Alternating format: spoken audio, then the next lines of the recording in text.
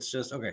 We are live, everybody. Welcome back to another episode of Let's Talk Lake County. I'm your host, David Rich, and I have a very, very special guest on tonight, Queenmayhem Jamie. How are you? Welcome. I'm good. Good. So this is really cool, and this has been years in the waiting. And the story is that Queenmayhem Jamie is literally the only person I've ever reached out to come on the show, merely because I found her to be individually so interesting. About, I don't know, was it 5 years ago, maybe 6? I don't know. Yeah. I think it was COVID that kind of killed the connection. I was doing a radio show in Round Lake Beach called Reality Radio. And again, I was just, we were happen to be friends on Facebook. We've never met each other in real life, in physical proximity. And I'm like, wow, this person's extremely interesting and very cool. And, just has a lot of interesting things to say. And she's fun. So I asked her if she wanted to come on my radio show. She said, sure. She was even willing at the time, because she lives in Indiana and I'm from Northern Lake County. She was willing to drive up to the radio station, to the actual physical place. And I'm like, no. I think I said, like, no, we can figure out another way, because that's a very long drive. But she was willing to do it. It was very cool. Anyway, I think it was COVID that kind of cut the connection off between. I think that's what it was. It was. At some point, the radio station wasn't allowed to have any guests in the studio. That's probably what it was. Yeah. And then just, I don't know, what was it, a couple of weeks ago or something like that? I don't know. Yeah, well, before the Facebook that I used to have, because I have a new one that we connected on. Right. The Facebook that I had years ago when we very first met, I got because I remember not seeing you on Facebook for a while. Yeah, I left all social media because my mother passed away. And that was just, I shut everything out, literally. Like, I think I talked to maybe 5 people and that was it. Right. And this was like almost 4 years ago in April. So I shut off everything.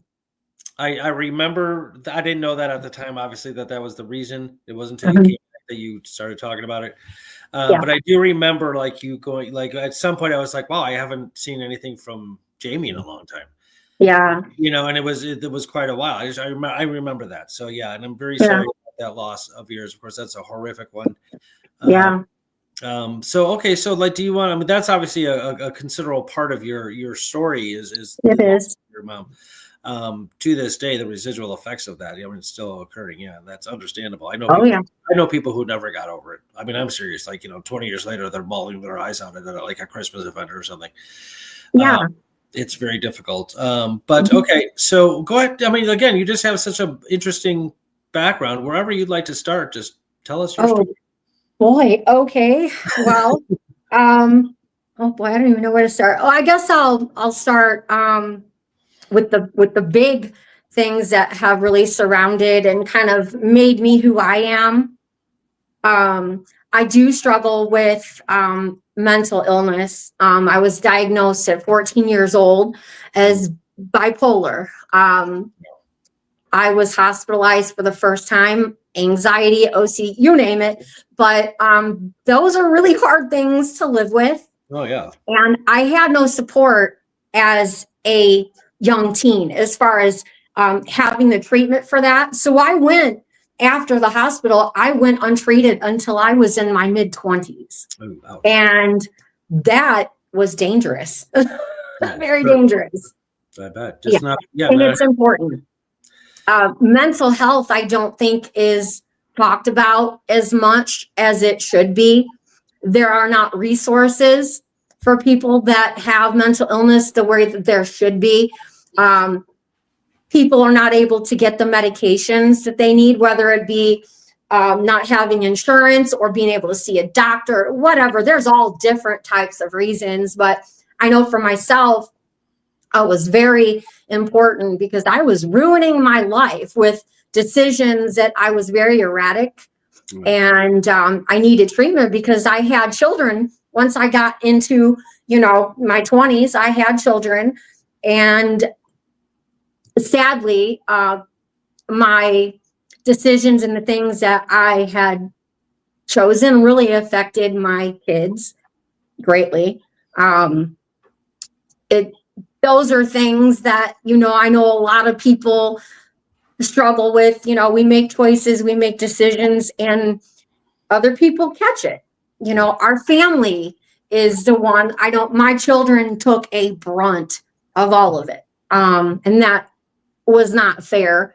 And that still bothers me a lot today because, you know, I would never intentionally do anything to hurt them. And sadly that's something that happened. My mother was a huge supporter. She never gave up on me. When everybody turned, you know, when I was younger, everybody turned their back on me for things I had chose. She never did. Wow, that's great. She never did. And she always was there. My oldest daughter, her name is Kaylee. She has been like a rock to me. Without her, once my mother had passed away, it was a very, very, very traumatic experience losing her. It was unexpected, and I just was beside myself. And honestly, I did not know how I was going to live with what I had seen and what I was going through, because I had to do it alone. Yeah. And it was hard. I was right there with her, unexpected. And she'd been married for 50 years, but I had to take care of everything myself. But I'm glad now, even though, and that is something that happens in life, is, you know, you look at something that's absolutely horrible and life-changing, but it's up to you what you take out of it. Sure. It doesn't always have to be bad. It might be for a while, but for me, having to do all that was actually the way it was supposed to be. Right. It was how, and I wouldn't change it now, but then I didn't know if I could live with it. You know, it was hard. Support is a really big thing, and I don't have a lot of that. When people get really down, or you struggle, or you have mental illness, things affect you a lot differently. They do. I have BPD, which is borderline personality. That is partially from trauma, childhood neglect, things like that. And a lot of people have a hard time with that. And that's one of the higher suicide rates that we have is from BPD. It's pretty bad. I didn't know that.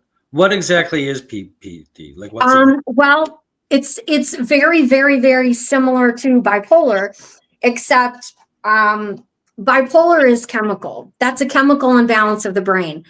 And I too have that. But you have to take medication in order to balance that out. And that is difficult, finding the proper, the proper thing that's going to work for you. Because you try one medication and then it might make you sick. They like to give us a lot too. Yeah, no, I have similar issues with the medications I'm on. Like, it's just, at some point it gets like, you're like, do you even know what you're doing? Like, it's it's horrible. Sorry, real quick, I just want to say, it says, hello, Queenmayhem, Jamie, it's Josh. Hi, Josh. Yes, I've known Josh for a long time. Okay, cool. Thank you, Josh, for tuning in. Okay, sorry, go ahead. That's okay. I lost where I was at. Oh, borderline personality. That is something that happens from whether it be neglect as a child, sexual abuse, physical abuse, just, being even emotionally neglected. That is big, and people don't realize, even when that is happening to you, what that could be. It's usually they say that it's not even usually diagnosed until about 30 years old. That's the actual age where most are diagnosed as that. But they say onset around 12, it happens. Which means you spent all those years kind of like struggling within yourself with this thing, and nobody knows what it is or what to call it. Yes. Mm-hmm. Yeah. That's a long time to. Behavioral therapy, things like, you could go and you could have, therapy. Medication does help the types of things like the depression that comes along with it. Things like that. It does help with that. But unless you're able to get down to those core issues that happen to you, those dark places, you will never heal. Right. Medication only goes so far. Yeah. And I experienced that with my mom. You know, I was on all kinds of meds after her passing because I couldn't deal with it. I've had a lot of healing that's had to happen over these years because it was killing me, literally killing me. The loss and overwhelming, unbearable. There were times I didn't get out of bed. I couldn't eat. And, you know, I would feel bad reaching out and talking about that all the time because I was always saying the same thing. I was always saying, you know, how I felt about it. And it doesn't go away for me. That pain doesn't go away for me. Other people go on with their lives and live. And then here I'm still in that loss. I'm still here because I'm grieving my person that was one of my best friends that always was there for me, you know, and that is something. There are so many things that happened in the last almost 4 years that I would love to be able to tell her about. She would be proud of my kids. I've had grandkids that have been born since she's been gone. There has been so many large, you know, milestones and things to have in life that she hasn't been here for. And that's been really, really hard on me. Yeah, it has. Yeah, you know, it's just, and it's understandable too. I mean, like, and I remember thinking a long time ago, like that kind of just, I have a philosophy degree, so I think deep philosophical thoughts. Like, you know, I love that. Thank you. You know, like in every civilization, every society, every culture, like mom is like the most important role in all of it. Yeah. Like just the maternal archetype is so effing important to like, I understand that the how you can have such a deep connection with your mom and it's such a deep cut when we lose them. Yeah, I think I told you yesterday when we were chatting on Messenger that I have an ex-girlfriend who has kids and she hates the holidays because she just laments that her kids don't have grandparents during the holidays because that's like such, again, like an archetypal like part of the holidays is going to grandma and grandpa's house. Yeah. So like, you mentioned that you have a hard time with the holidays too in light of all this. Yeah. Well, it happened even, I didn't like, once I got divorced when I was a lot younger, it was difficult having to separate the family and share children. And, you know, that was difficult, but, family holidays are just never been a thing for me. Never liked them. And they really stink now. Right. Yeah. But it's, sadly, loss and grief it's a part of life. We all experience it at some point in some way. Yeah, it's inevitable. Yeah, it is. That's it's that's the bitch of it, man. Is that you have to like it's like the worst thing ever is to lose somebody you love, and like everybody's going to, no matter what. I know. It's crazy. My mother, the older she gets, the more, of course, just, you know, mathematically, she experiences the loss of her friends and families and stuff like that. It was a few years ago. She said she was talking about how like she's having a real hard time with that. Just like the frequency of it is going faster, and she's like, this is crazy, you know. So you know, I'm not quite. I've lost some friends and family, sure, but I'm not at the point that she's at where it's just like kind of like rapid fire, you know. Everywhere that's because it's not just the qualitative aspect of the loss of somebody you love, then you add on the quantity when it's just, you know, person after person after person. So okay, I'm getting a little dark here, but that's okay. Those things are important though. They are important. So okay, well, you know, and I applaud your courage for, you know, sticking out and going through it. And, you know, you seem like you strike me as a very independent person. I mean, like, you know, right? Yes. Okay. Always have been. Yeah, me too. Like I just never really needed a lot of, I mean, I've always had a lot of friends and stuff like that. I've always been very social and gregarious, but Mhm. I've been in like I haven't dated anybody in a committed sense in probably 14 years. Like Mhm. I just don't care about relationships. I don't need, Have you seen what's out there these days? well, there's that problem. I mean, I'm just saying, it's pretty bad. Yeah. Yeah, Especially, I think we're close in age too, right? I'm 55. I'm 51. Yeah, Yeah, so we're real close. So like yeah. the Hmm. pickings get even slimmer the older you get. Hmm. But you're still, I mean, you're just also very attractive person. You're like just really gorgeous. Well, Um, thank you. you're very welcome. And I think a lot of people would say that to you and know that about you, think that about you. Like I know you mentioned sometimes you get these DMs from like creepoids. And you're not the only person I've heard that from. I have other female friends of mine that like again very just sort of conventionally considered attractive, but like I posted about like the new Wicked movie and you're making all these like sexual innuendos, like you creep pervert weirdo, you know. Right? Yeah, I get a lot of that. I would imagine. You know how many pictures and videos of anatomy I get a day? Oh, for God's sakes. A lot. Like from A lot males? of disrespect as well. I do get a lot of that. I recently, I even deleted my messenger on Facebook Yeah, I saw you said that. Yeah. because I mean, I was getting phone calls on Messenger Phone calls. Like that's like what is constantly, wrong with you? like 3 o'clock in the morning, and they were constant, and different people. And I'm thinking to myself, don't you ever sleep? Yeah, like So I you're up felt, at 3 a.m. to like be a pervert. yeah, so I deleted it. And now I'm getting messages like I'm ignoring people, calling me names because I'm not responding, but I don't have Messenger right now. And I am getting so many messages that it's very difficult for me. I don't do it on purpose, and I get called all kinds of names. I don't do it on purpose. It's very hard, as you know, when you have multiple platforms, it's hard to respond to each individual person at a time. Sure. It's not easy. And I will get on each platform, I'll get like hundreds a day. I can't do that by myself. And I am a person, I do have a life outside of the social media, I'm a homebody. Believe it or not, I am a homebody. I don't go out very often. I stay home, I bake. That's You about bake a lot. it. Yeah, that's very wholesome. Yeah. Yeah, no, that's very cool. You would definitely appreciate baking. So that's Yeah, something you I've just been making a big deal about that on Facebook because I have so many people that are just so interested in like what I make and stuff. And it's so cool just to have so many people interested in something as simple as that.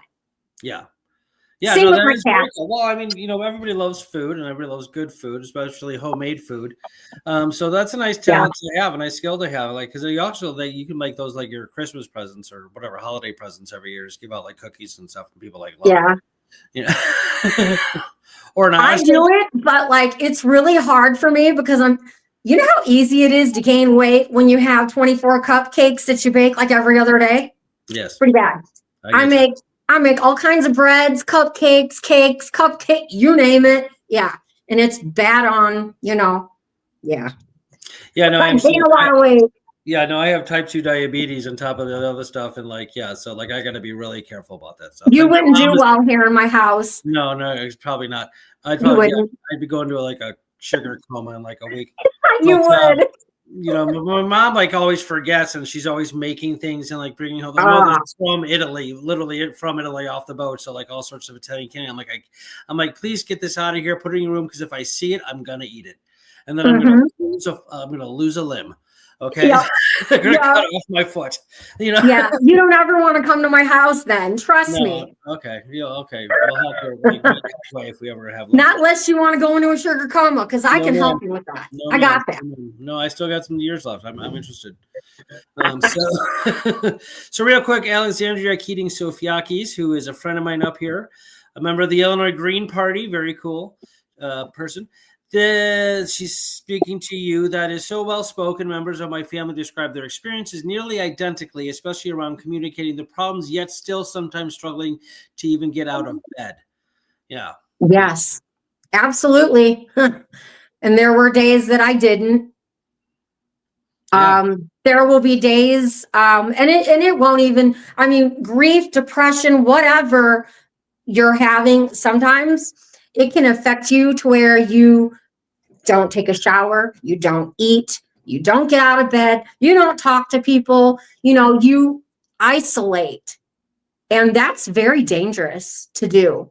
For sure. It's really important to, if you start having, thoughts of self-harm or something of that nature, to reach out to someone that you love or you trust. And I mean, it could be anybody, as long as you reach out to somebody. And that's the thing too, is you don't have any idea, just by having one conversation with someone, even at a gas station, restaurant, you don't know what other people are going through. Oh yeah. You don't have a clue. And you could, by a gentle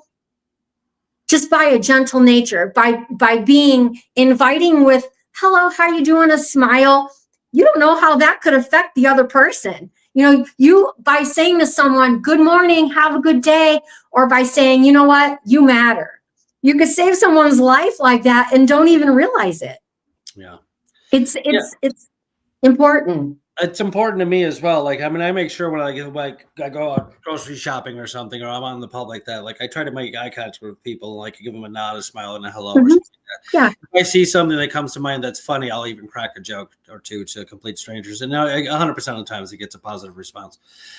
So that, yeah, again, that those small things like that can make They do. a big deal in somebody's life. Real quick, They do. Moon Mother 4443 says, "I'm so proud of her. She's come so far."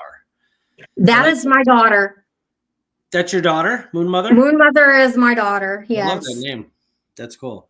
Well, thank you, Moon Mother. Is that what Kaylee you said? Kaylee. Kaylee, all right. Yeah. Well, thanks for coming I can't see chat, so I can't see. You see the comments section? No. Wait, I see the on the right hand side of the screen. Top. Oh, wait a minute. Something happened. Hold on. No, you're still there. So now you're frozen.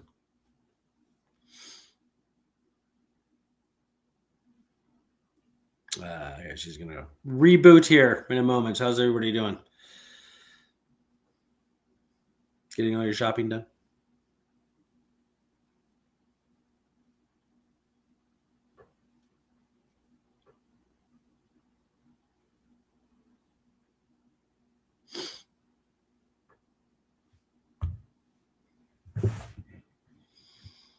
Doing all right. Chilly day. Yeah, it is a chilly day. I had to go grocery shopping today, and I was not happy about it. It's hard to. I think we got down. Wait, what was it? Yesterday we got down to a degree that hadn't happened in this area since 1893. Seriously, like it was some sort of record breaker. So.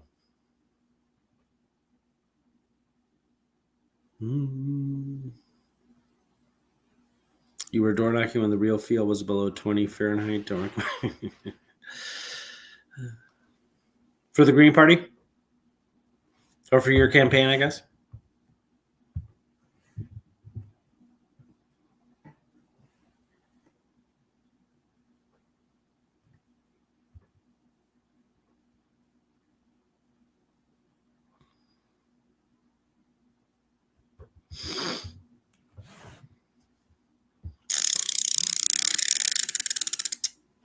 Let me mess and see what's going on there.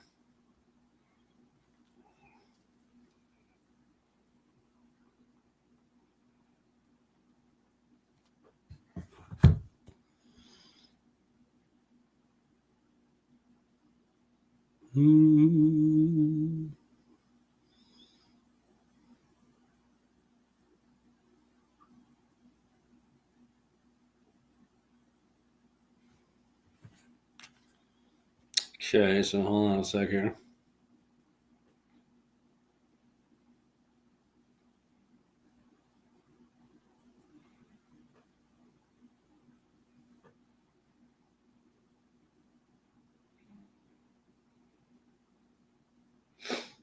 She got disconnected because she needs a link again.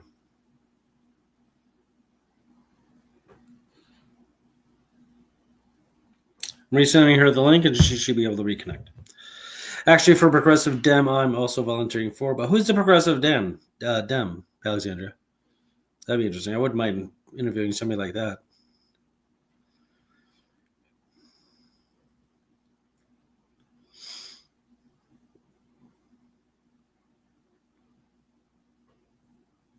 Okay, there she is.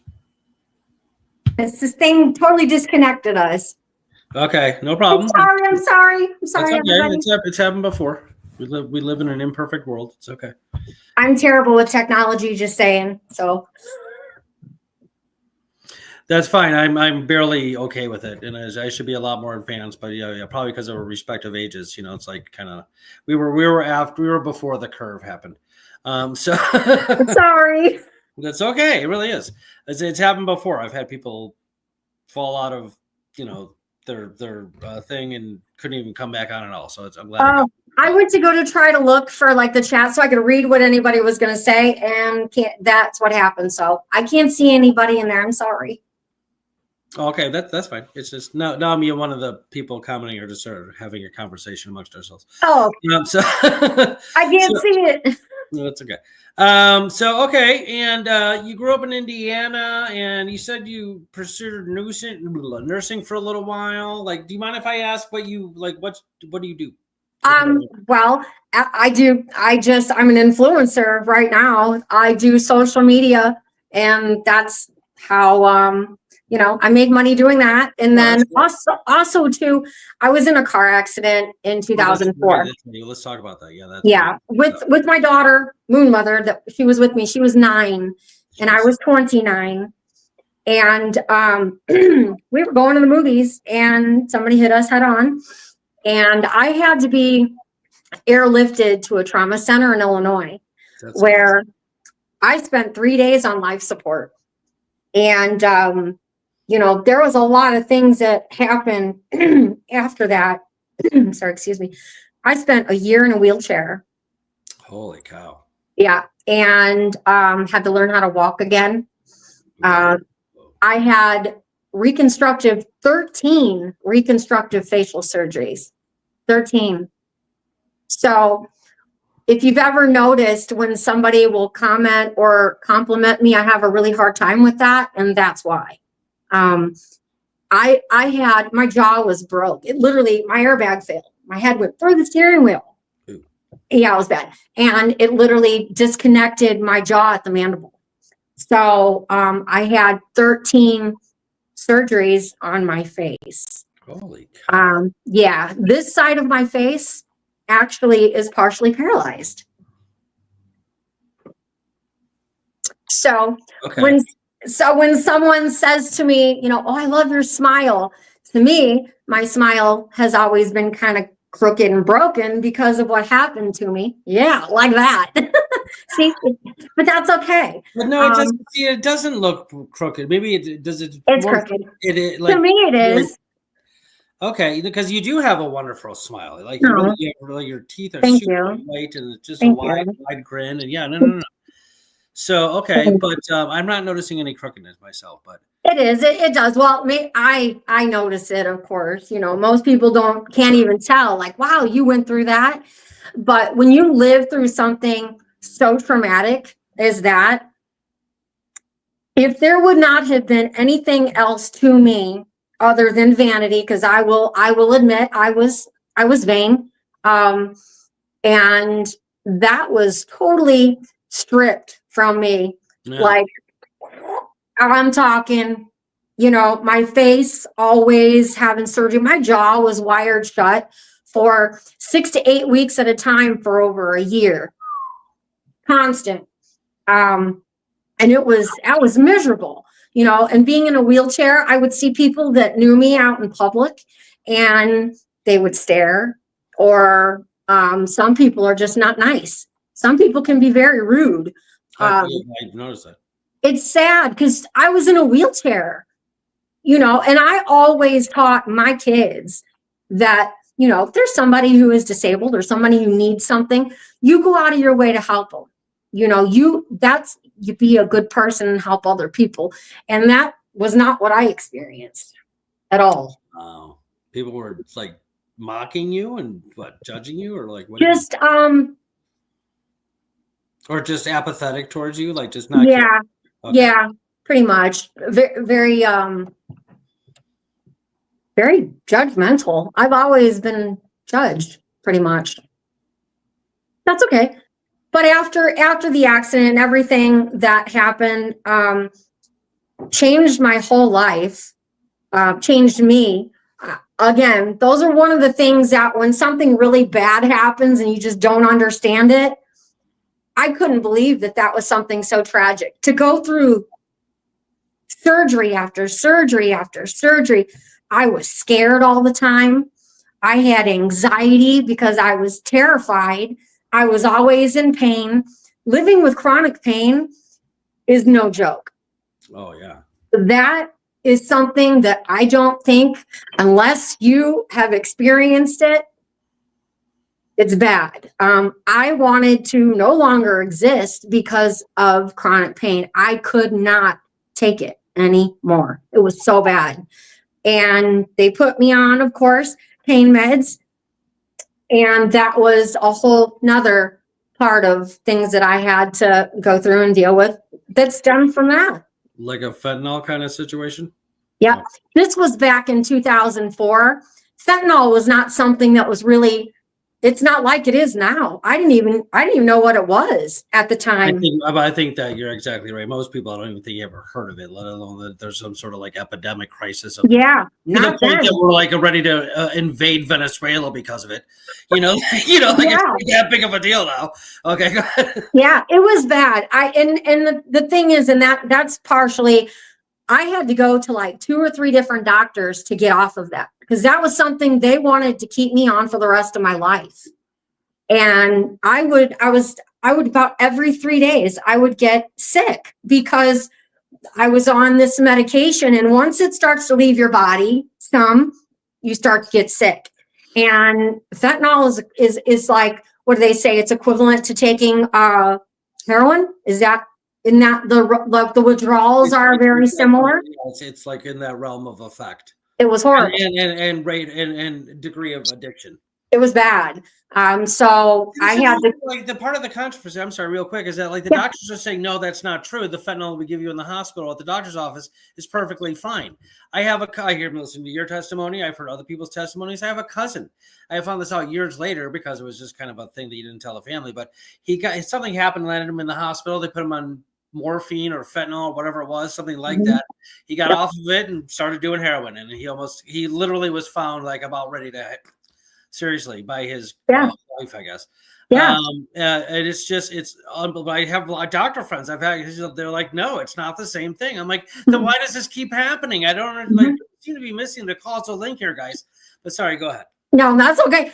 Well, for me, you didn't hear about people dying all the time. You didn't hear about addiction for stuff like that. Now, Vicodin and stuff, yeah, I heard all about that. But fentanyl, I had never heard of. No, me neither. And I was on that for years, and I had to beg doctors. I went to 3 different pain specialists to get off of that. And then they wanted me to be on Suboxone for the rest of my life. Suboxone, what it does is it almost kind of tricks your receptors in your brain so that you don't get the withdrawal effects. You don't have that. You don't want that. You don't get sick, things like that. I tapered myself off of that, and I have not had been on any pain meds in years and years and years. We're talking like probably, let's see, the accident happened in, I would say, probably 2012, maybe. Is when I finally was done with that. Oh, that was hard. Addiction is rough. And these doctors, I mean, they were giving me medicine and pills of all kinds. I don't even know how I was even coherent most of the time. They were just giving me stuff, all kinds of stuff. And, I weighed 90 pounds. Oh. I weighed 90 pounds. And they had, because I was super tiny, they had me on like the highest type doses on medications that you could.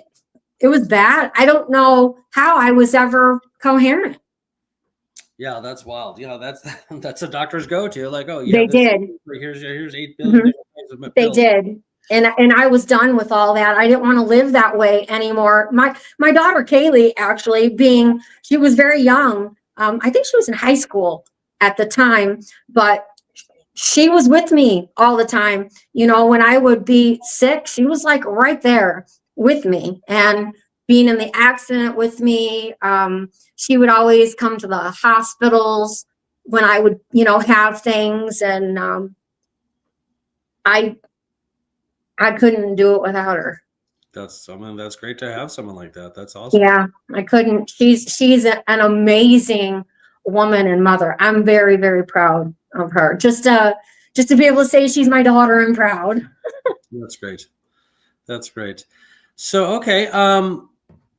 What I mean, I know that as hard as the holidays are for you, do you still have some sort of traditions that you attend to? I mean, do you meet with your children, or do you pretty much well, they did come for Thanksgiving. I did make a dinner, but I didn't call it Thanksgiving dinner. We just called it a dinner. Right. And I set a time, but I said, you don't have to come whatever time. If you just want to drop by, that's fine. If you don't, that's fine too. We're not doing Thanksgiving. But they still came. That's cool. I'm single and I don't have any kids that I know of. And but I just love like family traditions, and it's been like I'm definitely right now. I made it quite clear on Facebook. I'm definitely not a Christian, and I don't go into the holidays with any sort of conventionally religious sentiment. Yeah. I absolutely love the holidays. I like colors and decorations, and I like the feeling of joy and camaraderie and community and stuff like that. Yeah. Gifts, because you're thinking about other people. So like I said the other night, this isn't an attempt at coercing or anything like else, but I hope that you can squeeze out some joy, because I think it's just, I understand it's difficult, and I'm not asking you to like ignore your or anything like that. But I mean, it's just, I just hope the best for everybody during the holidays. So yeah, the hardest time for me is my birthday. Sure. It's weird because you would think that the holidays itself and everything, but it's my birthday that really affects me a lot, because the one person that was there on my birthday is no longer here. Literally. Yeah, exactly. So I'm just like, I don't want to celebrate. There's no reason for that. And, of course, Kaylee's always like, yes, it's your birthday and we're celebrating you. But me, it makes me very sad. Right. It's one of those days that I just don't really like to acknowledge.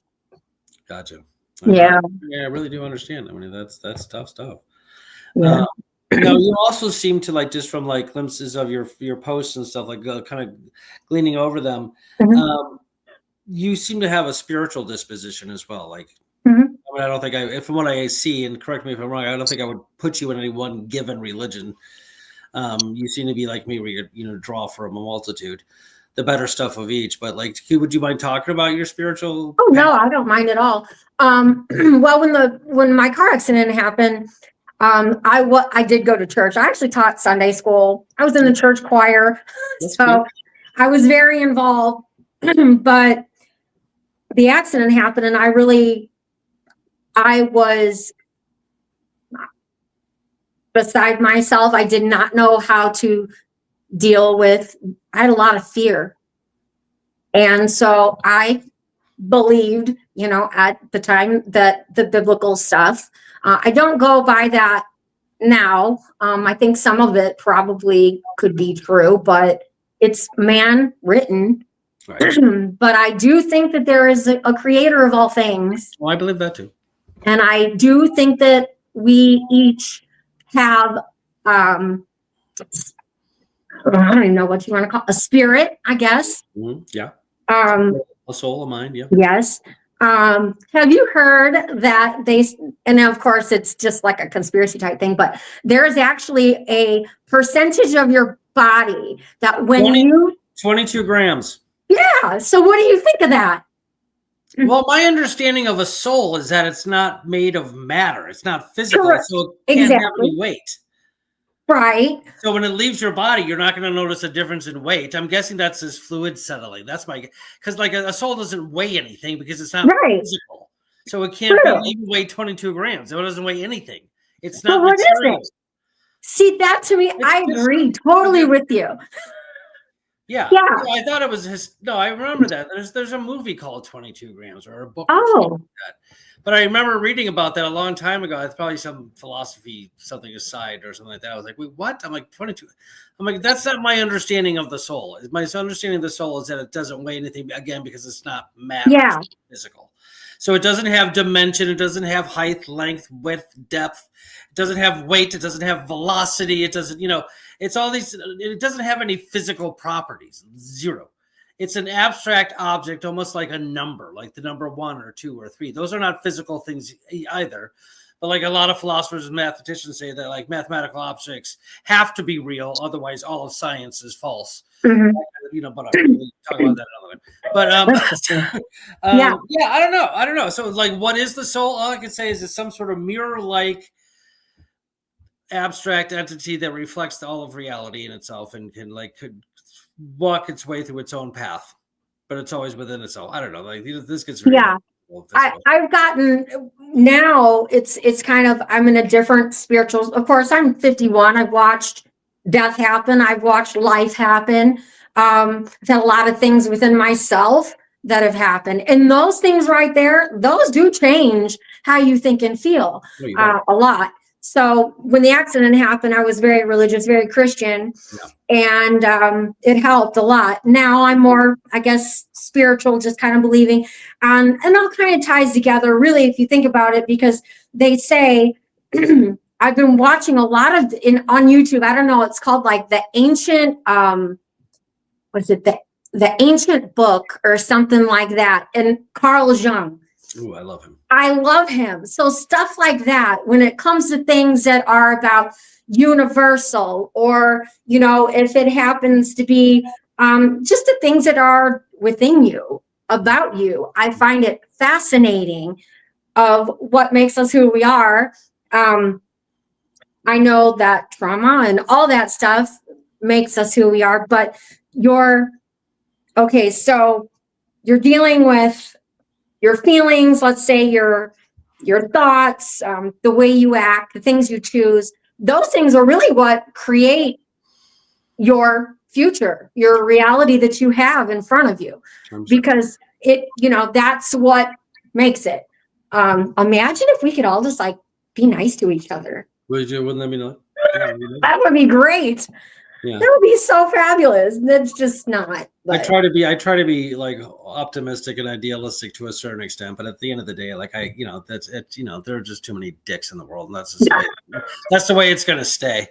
I deal with a lot of that. I deal with a lot of people like that, and it gets a bit overwhelming, and it's kind of sad. Really, it doesn't make me mad that people will be ugly to me like that. It makes me feel really bad for them, because it's a shame that there has to be so much negativity. Yeah, it does. And so much hate for nothing.